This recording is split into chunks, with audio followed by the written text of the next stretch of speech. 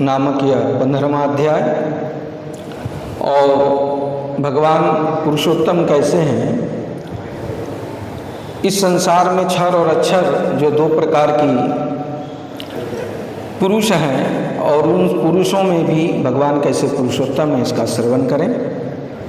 16वां 17वां और आज 18वां श्लोक देखेंगे। द्वाविमो पुरुषो लोके क्षराक्षर एव च क्षर सर्वाणि भूतानि कूटस्थो अक्षर उच्यते उत्तम पुरुष तु अन्य परमात्मा इति उदाहृत यो लोकत्रयम् अविश्य विभूति अव्यय ईश्वर यस्मात्मक्षरम् अतीता अहम् अक्षरं तु अपि अतः अस्मि लोके वेद्य च प्रचित पुरुषोत्तमः। द्वामिमो पुरुषो लोके छ अक्षर एव च, यानी इस संसार में, यानी पुरुषों में, इस संसार में दो ही चीज़ है, क्षर और अक्षर। ये सबको पता है, विद्या और अविद्या, विनाशी या अविनाशी, ये कह लीजिए। पर मज़े की बात जो है, जो हमें पकड़ के रखना है, क्षर और अक्षर ये तो अच्छी तरह हम लोग जानते हैं। संसार और जीवात्मा, जड़ और चेतन, ये तो हम जानते हैं। पर कहते हैं कि ये जो संपूर्ण प्राणियों का जो शरीर है वो तो क्षर है और जीवात्मा अक्षर है। पर इसलिए इन दोनों से जो पड़े हैं, जो तीसरा पुरुष है, जो इन सब में हम हैं और सबको प्रकाशित करते हैं, वही हम पुरुषोत्तम हैं। तो द्वामिमो पुरुषो लोके क्षर अक्षर एव च। थोड़ा इसको प्रैक्टिकल लेते हैं, अर्थ तो होते ही रहेगा और समझ ही गए हैं अर्थ। प्रैक्टिकल ये देखें कि ये शरीर हम लोग जानते हैं क्षर है, और इस शरीर में, इस क्षेत्र में जो क्षेत्रज्ञ है वो आत्मा है। और जैसे शरीर में भूख लगी तो भूख लगने की प्रतीति किसको होती है? तो आत्मा को होती है। और वह आत्मा से हम जानते हैं कि शरीर में भूख लगा। पर इस दोनों के बीच में जो एक दिन विषय चर्चा भी किए थे कि एक दर्शक और दृश्य के बीच में जो दृष्टा है, जो साक्षी है, तो दर्शक दृश्य ये दोनों जड़ है, ठीक है। दर्शक और दृश्य में भी जो आनंद ले रहा है वो आत्मा ले रहा है। जैसे भूख लग रहा है शरीर को, भूख लगने की प्रीति जो है वो आत्मा को। पर भूख लगा और भूख लगने की प्रतीति हुई, ये किसको हुआ? ये एक कोई देख रहा है, और ये भी जो है वह जो देख रहा है, वह जो उसका साक्षी भाव में स्थित है, वो परमात्मा आत्मा से जुड़ा हुआ है और आत्मा शरीर से जुड़ा हुआ है। भले शरीर से हम कहें अलग है, ये जड़ है, ये चेतन है, पर जब शरीर को भूख लगती है तो आत्मा को भी प्रतीत होती है। अब वो संदेश फैलता है, भाई अब भूख लगा, अब कोई उपाय करो, हाँ कैसे अब भूख अछूता तृप्ति हो। अब भूख लगा, बस हम खाना शुरू कर दिए, पर अब खा लिए, तृप्त हो गए, बस बात खत्म हो जाती है। पर भूख लगा, भूख की प्रतीति हुई, तृप्ति भी हुई, पर तृप्त होते हुए कौन सुख ले रहा है? तो आज जैसे कहते हैं ना, भाई हमको बहुत अच्छा लगा, आज बहुत आनंद आया, आज बहुत सरस भोजन किए, तो कौन कहता है? तो कहते हैं आत्मा कहता है। तो आत्मा को भी ये आनंद, क्योंकि जब हम भोजन कर रहे होते हैं या जब हम वो उस परमानंद की स्थिति में होते हैं तो वह सुख लेने वाला, क्योंकि जब हम जैसे स्वप्नावस्था से कारण अवस्था में पहुंच जाते हैं, सो करके भी जो जगता है, वो जो अवस्था है ये हम जानते हैं वो परमात्मा है। पर पकड़ कहाँ पाते हैं हम, कहाँ उसका अनुभव कर पाते हैं? वो अनुभव हम अभी अभी कर सकते हैं, वो अनुभव करते भी हैं, पर होता क्या है कि हम उसको पकड़ के नहीं रख पाते हैं। हम ज़्यादातर जगत दृश्यों में, सुख दुख में, इसी में उलझे रहते हैं, संयोग वियोग में ही उलझे रहते हैं। हाँ कुछ दुख हुआ, फिर प्रयत्न किए, सुख हुआ, फिर बाद में जो है हम उसी में फिर जो है पुनरपि जननम के तरह ही पुनः सुबह हुआ, शाम हुई, सुबह हुई, शाम हुई, और इसी बीच में ये जीवन नैया चल रही है भवसागर में। पर इन दोनों के बीच में कि देखो आज भूख कितनी जोरों से लगी और तृप्ति हुई, तृप्ति का भी आनंद कैसे आज लिया, जो कि स्वामी रामतीर्थ महाराज कहते थे, अच्छा लगने के लिए भी और बुरा लगने के लिए भी, कि देखो आज स्वामी राम को कितना अच्छा लगा और कितना बुरा लगा। वो कोई रिएक्ट नहीं करता है, कोई प्रतिक्रिया नहीं करता है, बल्कि उसमें बहे चले जाता है। ये बाहरी कोई परिस्थितियां नहीं, बस उस परिस्थितियों को ऑब्जर्व करता है। जैसे कोई गाली दिया तो गाली दे तो किसको अच्छा लगता है? नहीं लगेगा। पर कभी मित्र गाली दे दे तो वो तो उतना बुरा भी नहीं लगता है। लगता है क्या? बुरा नहीं लगता है। तो ये भाव की दशा पर निर्भर करता है, कौन गाली दिया कौन नहीं दिया। तो इसको हम ऐसे जानें, ऐसे समझें। एक बार की कहानी है, एक लड़का गाली खूब देता था समाज में। जब बहुत गाली देता था तो गाली देते हुए किसी ने शिकायत की उसके पिताजी से कि भाई ये लड़का जो है ये खूब गाली गलौज करता है, गाली देता है, आप इसको समझाओ। पिताजी ने कहा अच्छा ठीक है, लड़का बहुत भद्दी भद्दी गालियाँ देता है, खराब गालियाँ देता है, समझा देंगे, थोड़ा बड़ा हो जाएगा तो समझ भी जाएगा और आगे चल करके अच्छी अच्छी गालियाँ देगा, खराब गालियाँ नहीं देगा, अच्छी अच्छी गालियाँ देगा।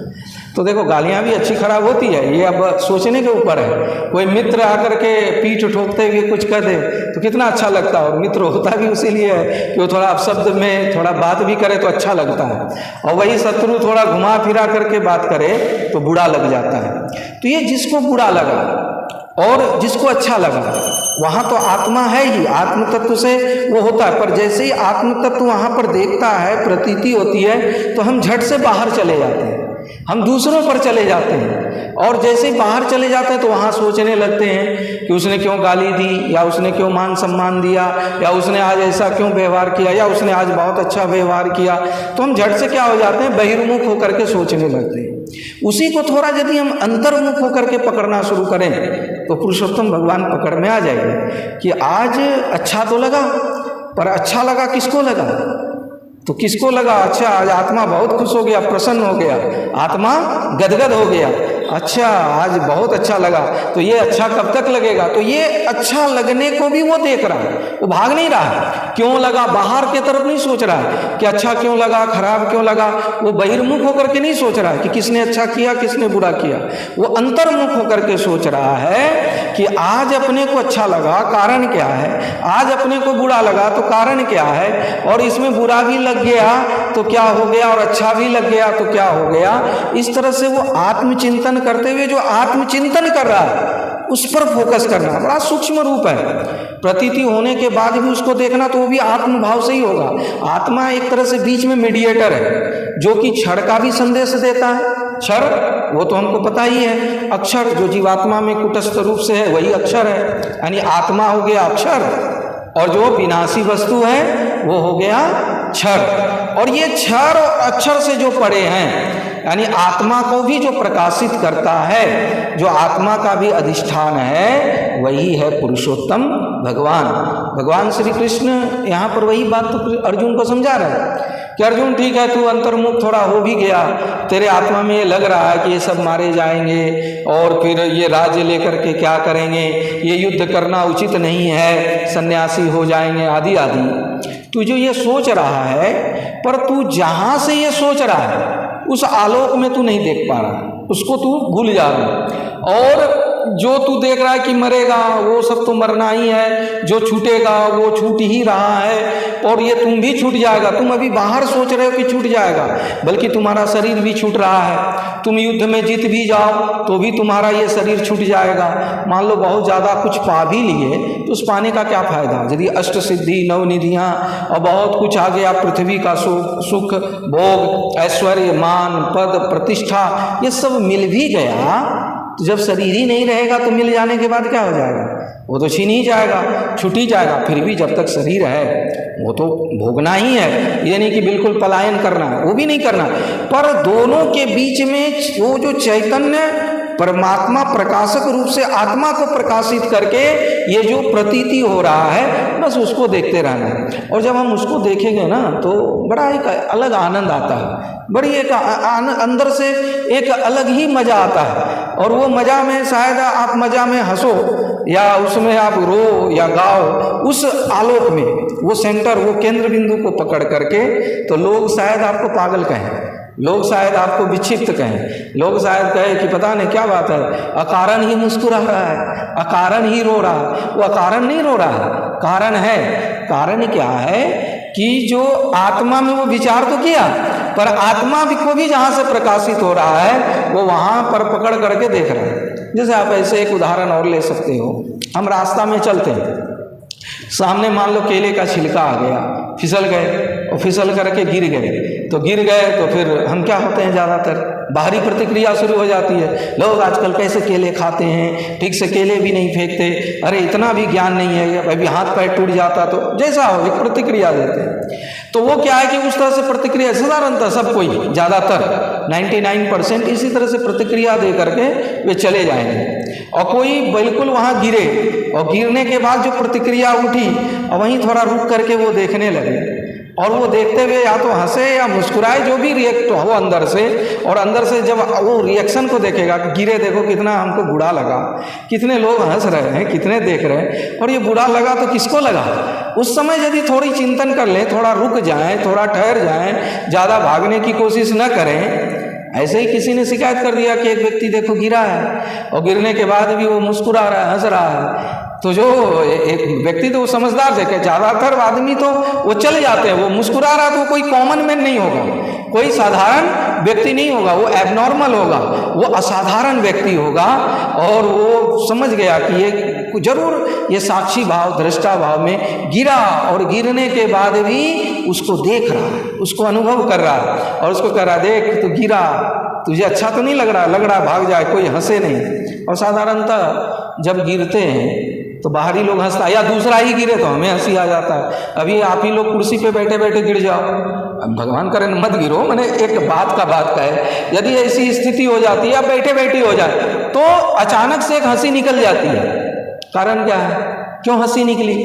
हंसी इसलिए निकलती है कि कितने जेंटलमैन बन के बैठे थे पर अचानक से गिर गए, वही तो आश्चर्य भी होगा, भाई क्या बात हो गई। या कुछ ऐसे सड़क पे चलते चलते गिर जाए, बड़ा अकड़ के चले, सूट बूट टाई कोट लगा के, अरे एकदम बढ़िया हो, चाहे पीएम हो, सीएम हो, ऐसे उच्च कोटि के व्यक्ति हो, शहंशाह हो, बादशाह हो, वो गिर जाए अचानक से, तो ज़्यादातर लोगों की हंसी ही आएगी। 99% लोग उस पर हंसेंगे। क्यों हंसेंगे? कि देखो जो अभी बादशाह था, पकड़ा हुआ था, जो शहंशाह की तरह चाल थी, वो बिल्कुल गिर गया, वो भिखारियों से भी गया गुजरा हो गया, और उसको देखो, मतलब एक तरह की अंदर खुशी होती है कि बादशाह का अहंकार गिर गया। अब उसका अहंकार गिरे ना गिरे, पर अपने अंदर जो किसी को भी अहंकारी देख रहे थे, वो अपने अंदर का अहंकार देखना उसको पसंद नहीं आया, क्योंकि कोई अहंकारी व्यक्ति थोड़ी प्रिय लगता है, कभी नहीं लगता है। तो जब कोई गिरता है तो अपने अंदर का भी अहंकार, के बड़ा राजा बन के चल रहा था, अभी उसकी सब राजशाही ठाट बाट चली गई, गिरने के बाद गंदा होगा ही या लोग हंसेंगे ही, और ये हंसी आ जाती है। कहने का तात्पर्य ये सब तो क्रिया प्रतिक्रिया बाहरी है, ये चलता ही रहता है। पर जब गिरते हैं या जब दुख भी आता है, जब सुख आता है, उसको यदि थोड़ा आत्म अनुसंधान करें, और ये आत्मानुसंधान ही सेल्फ रियलाइजेशन है, यही आत्मज्ञान की तरफ हमें ले जाता है। तो सेल्फ रियलाइजेशन क्या है? ये स्वयं में सुख भी उठा, कहाँ उठा, दुख भी उठा, कहाँ उठा, ये पहले भी जानते हैं कि सुन रहा है तो कौन सुन रहा है, थोड़ा क्या सुन रहे नहीं सुन रहे, वो कोई बड़ी बात ही नहीं है महाराज। पहले तो हमको खूब लगता था, अरे 1 घंटे में ही सब बोल देना चाहिए, सब समझा देना चाहिए। अब लगता है 1 घंटे क्या है, 1 मिनट में ही सूत्र पकड़ में आ जाए तो बहुत है, काफ़ी है, फिर और जीवन भर सुनने की भी जरूरत नहीं है। पर जीवन भर सुनने की धैर्य भी होनी चाहिए, तब वो बात 1 मिनट में पकड़ में आती है। दोनों बात है, धैर्य है तो 1 मिनट में समझ में आ जाएगा, और धैर्य शक्ति नहीं, आप में अंदर चंचलता बना हुआ है, तो जन्म जन्मांतर तक भी बात समझ में नहीं आ सकती है। ये दोनों, वो हमको तैयार होना पड़ेगा कि I have to sacrifice all the things, सब कुछ हम छोड़ करके, बस अब जब तक सेल्फ रियलाइजेशन न कर लें तब तक हमें शांति नहीं है। हम बिल्कुल तभी शांत होंगे जब तक उस सत्य को प्राप्त कर लेंगे। वैसा प्यास भी नहीं है, अब क्या करना है, 1 घंटे के लिए सुन रखे हैं, सत्संग से बड़ा कुछ नहीं है। सत्संग करना चाहिए, भगवान की पूजा करना चाहिए, पुरुषोत्तम मास है तो पुरुषोत्तम का पाठ करना चाहिए, कुछ से कुछ लोग कर रहे हैं अभी, चाहे सुंदर कांड हो, शिव पुराण हो, चाहे भगवान श्री विष्णु का पाठ हो, करते हो। कई लोग तुलसी चढ़ाते हैं, कई लोग बेलपत्र, चढ़ाना चाहिए, पर चढ़ा रहे हैं क्यों, ये यदि जान करके करेंगे और आनंद आएगा। पढ़ने वाले को ये पता लग जाए कि हम पढ़ रहे हैं तो क्यों पढ़ रहे हैं, तो उसको आनंद आएगा कि नहीं, और वो पढ़ने का तरीका भी बदल लेगा कि हम इसलिए पढ़ रहे हैं कि I have to be doctor और इंजीनियर और एनीथिंग्स, तो हम क्यों पढ़ रहे हैं। और कोई पढ़ने के लिए पढ़े चला जा रहा है तो वो ऐसे ही है जैसे कोई बीज बो रहा है पर उसके कोई फसल का उसको पता ही नहीं। अब इसका मतलब ही नहीं कि वो निष्कामता में आ गया, कोई कामना नहीं रही। ये भी एक तरह की अलग बात है जिससे ज़्यादातर लोग शरीर में ही फंस जाते हैं। और कोई जैसे घर बंद करके, चाबी बंद करके बरामदे को ही अपना घर मान ले, अंदर क्या है नहीं है और एकदम बिल्कुल पक्का हो जाए कि अब हमें अंदर क्या है हमको खोजने की, ढूंढने की ज़रूरत ही नहीं है, हमको यहीं सुख मिल रहा है, यहीं आनंद मिल रहा है। तो भाई और जो ज़्यादा सुख मिलता उससे तो वंचित हो गया।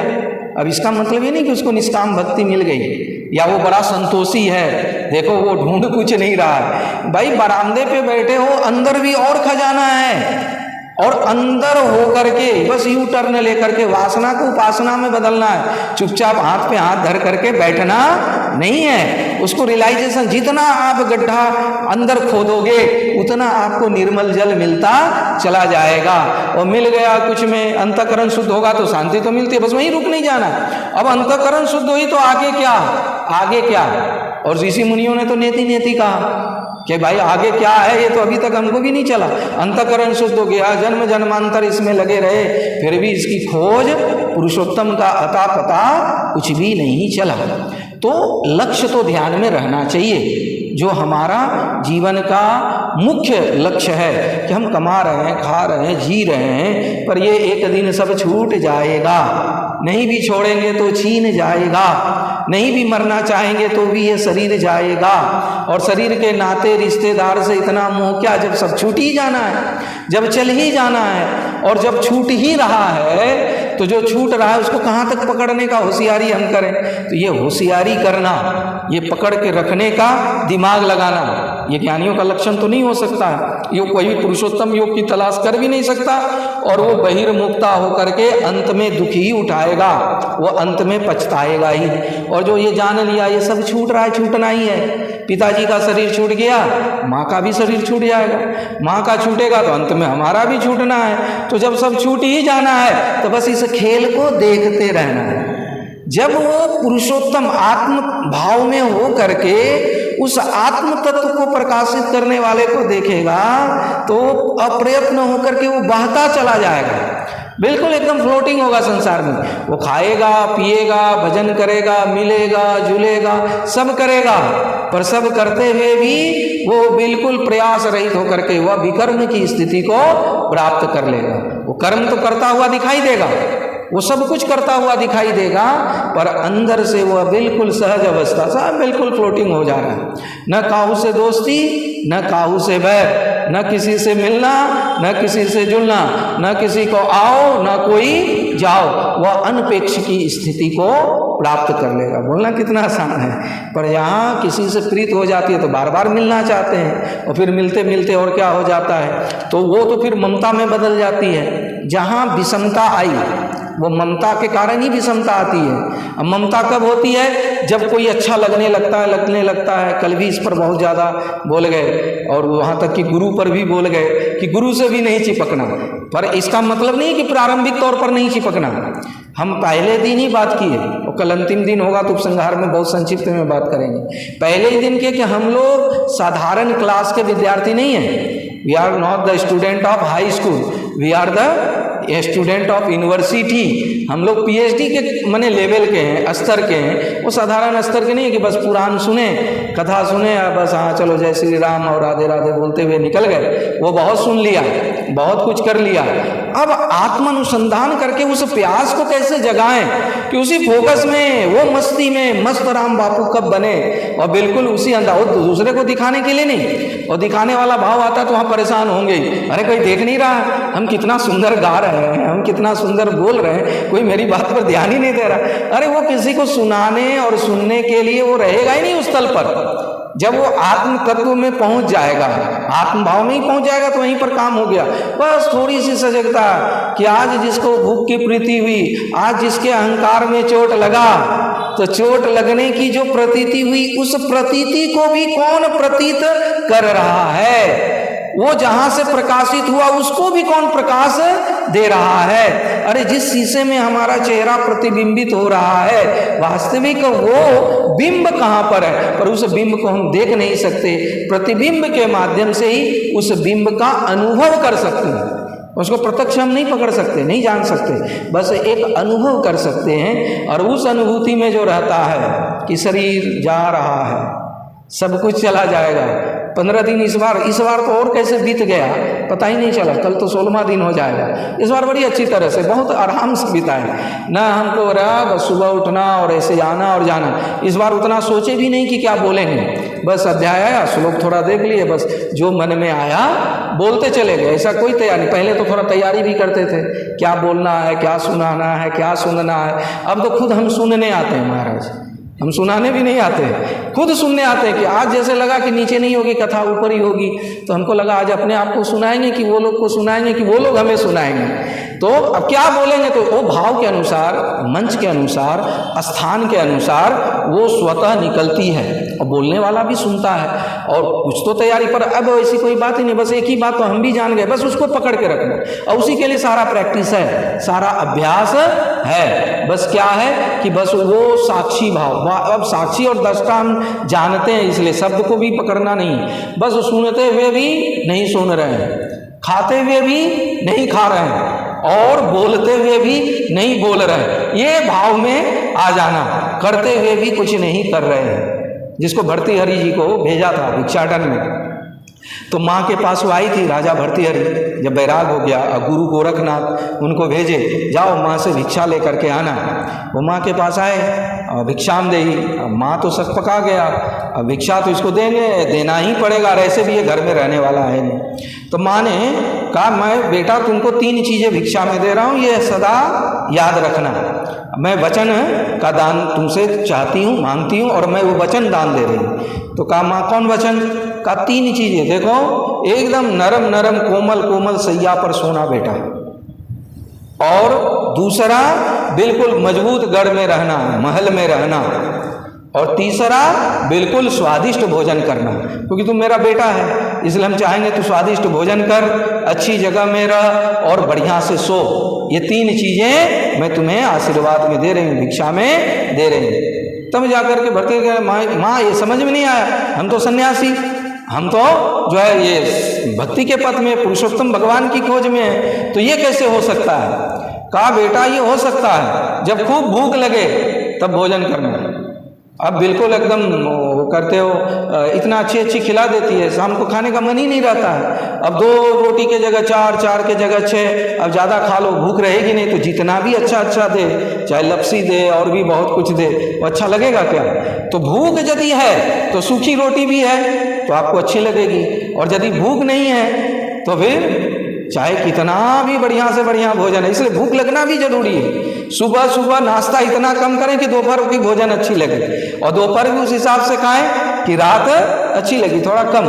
पर हम लोग क्या होता है, जब अच्छी चीज़ें मिलती है तो दबा के खा लेते हैं, और फिर बाद में तो उसको पचाने में लग जाते हैं। पहले तो खाने में लगते हैं और फिर बाद में पचाने में लगते हैं। हमारी भी हालत यहाँ यही हो जाती है, और इतनी अच्छी बनाती है कि खा भी लेते हैं और फिर पचाने में लगे रहते हैं। तो इतना भाई क्यों खाएं कि पचाने में लग जाएं?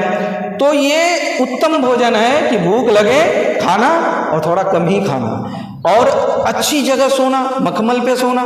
कहा कि थोड़ा शारीरिक मेहनत करना, और इतना मेहनत कर लेना कि बस जैसे बिस्तर पे गए कि नींद आ गया, बस वो उत्तम नींद है। भाई देखो हमारी नींद, यानी हमारी माने कोई फकीर की, गरीब की, जिसके पास घर नहीं है मान लो, या किराए पे रहता हो, उसकी नींद, और जो एकदम से एकदम टावर में रहता हो, बहुत एसी में रहता हो, ऊपर में रहता हो, डनलप की गद्दा हो, दोनों की नींद में क्या अंतर है? अंतर तो है, नहीं तो कोई डनलप का गद्दा क्यों खोजता? यानी जब तक नींद नहीं आई तभी तक कोई राजा है और कोई रंक है, कोई धनी है और कोई गरीब है, जब तक नींद नहीं आई।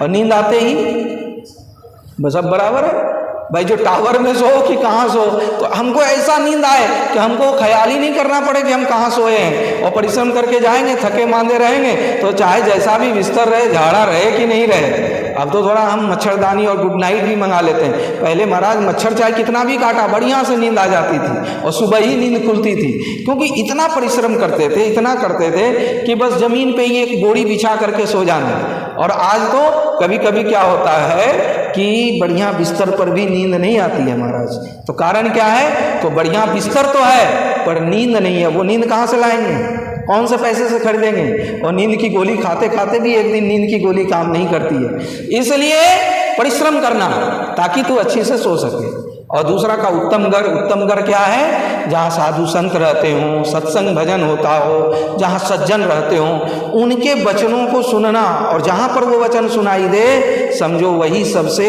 अच्छी जगह है, वही महल है। और ऐसा नहीं कि क्लबों में यदि ऐसा हमें बिल्कुल गलत जगह ले जाए तो समझो वो अच्छी जगह नहीं है। जहाँ आत्मा को शांति मिले, शरीर को नहीं, जहाँ शरीर को के बदले आत्मा को सुख मिले, समझो वही सच्चा ठिकाना है, वही मजबूत गढ़ है। तो इस प्रकार से 3 चीजें दी। और उनके भर्तृहरि को उनके गुरुजी ने भी 3 बातें अजब की दी, इसी तरह से मिलता जुलता। भर्तृहरि जी ने भी शिक्षा दिया, क्या दिया? कि खाओ पियो चखो नहीं। देखो बेटा, खाना पीना पर चखना नहीं, भोगना भागना फंसना नहीं, और देखो भालो तको नहीं। माने खाओ पियो खूब पर स्वाद में फंस नहीं जाना कि अब ये तो बहुत अच्छा लगा, अब यही चाहिए यही चाहिए। जहाँ स्वाद के चक्कर में फंसे कि फिर सूरत की याद आएगी, और मरने वक्त सूरत की याद आ गई तो आप कहाँ रहो? जहाँ आस वहाँ वास। ये छोटा सा सूत्र आश्रम में किसी एक व्यक्ति ने हमको कह गया। अब बड़ा साधारण व्यक्ति था, गमछा लपेटे ऐसे आया। हमने कहा कि ये आश्रम को थोड़ा ऐसा वैसा बनाना चाहते, थोड़ा इस तरह से गार्डनिंग करने की इच्छा है। उसने बस इतनी सी बात कही और फिर रुका भी नहीं, चला गया। फिर आज तक उससे हमारी भेंट भी नहीं है कि जहाँ आस वहाँ वास। अब वो बोल के चला गया। उस दिन तो हमारे ऊपर उतना रिएक्शन है। बाद में हम सोचने लगे कि बात तो बड़ा कीमती का, कि जहाँ आस, यदि कोई आश्रम से भी चिपक जाता है और मरते वक्त उसको आश्रम याद आएगा तो फिर क्या होगा? वहीं आश्रम में आसपास में जन्मना पड़ेगा कि नहीं पड़ेगा? अरे हम सुनाने के लिए तो घर वालों को सुना देते हैं कि गृहस्थी में मरोगे तो फिर पोता बन के आओगे, तो फिर कीड़ा बन के आओगे, ये वो सुना देते हैं। और आश्रम में भी यदि आश्रम की आसक्ति रख करके मरेंगे तो फिर क्या आश्रम वासी की तरफ फिर से नहीं आना पड़ेगा? क्या यही पुनरपि जननम मरणम चाहते हैं? तो इसलिए आश्रम की भी आसक्ति नहीं होना चाहिए महाराज, उसको भी छोड़ने का प्रयास करना चाहिए कि हमको तो शांति वृंदावन जा करके मोती झील अखंडानंद जी के आश्रम में ही मिलेगा। वो ठीक है, कुछ हद तक ठीक है, जब तक मन है कहीं दूसरे जगह से वो अच्छी जगह है, वो शुभ है, और उस शुभ का भी त्याग करना है। हाँ, कोई जरूरी पड़ जाए, 3 प्रश्न तो अपने आप को करना चाहिए कि why I have to go there, हम वहां क्यों जाना चाहते हैं, और वहां जाने से हमारी किसी की भलाई होगी, किसी का सेवा करने जा रहे हैं या ज्ञान प्राप्त करने जा रहे हैं। 3 ही रीजन हो सकता है। तो ये तीनों रीजन को बिल्कुल सटीक रूप से देख लेना चाहिए। पर क्या हुआ? मन हुआ यहाँ अच्छा नहीं लगा, बोर हो गए बहुत दिनों से, चलो थोड़ा सा वहाँ घूमाते हैं, थोड़ा पिकनिक मनाते हैं। बस पिकनिक ही है महाराज, और कुछ नहीं है। इसलिए आजकल तीर्थ नहीं रह गए, तीर्थ बस पिकनिक ही बन गया। तीर्थ इसलिए बना कि आप घर की वातावरण में रहते रहते यदि ठीक है, रजोगुण के वातावरण से ज़्यादा प्रभावित हो गए तो वो सतोगुणी वातावरण में जाओ, और जा करके वहाँ परिवार आदि को भूल करके वहाँ बस जप करने में लग जाओ। वहाँ पर आप साधना करो कि मैं कौन हूँ, किस लिए कर रहा हूँ, मेरा एम्स एंड ऑब्जेक्ट, मेरा लक्ष्य क्या है। इसलिए तीर्थ बनाया। तीर्थ इसलिए नहीं बनाया बस गए फ्लाइट से या बढ़िया से थोड़ा खाए पिए और थोड़ा देख लिए और घूम के चले आए। ये तीर्थ नहीं है। तीर्थ वही बना है जहाँ संतों ने, ऋषियों ने, मनीषियों ने तपस्या की है, और जहाँ तपस्या किया वो तपस्थली बन गया, वो तीर्थस्थली बन गया।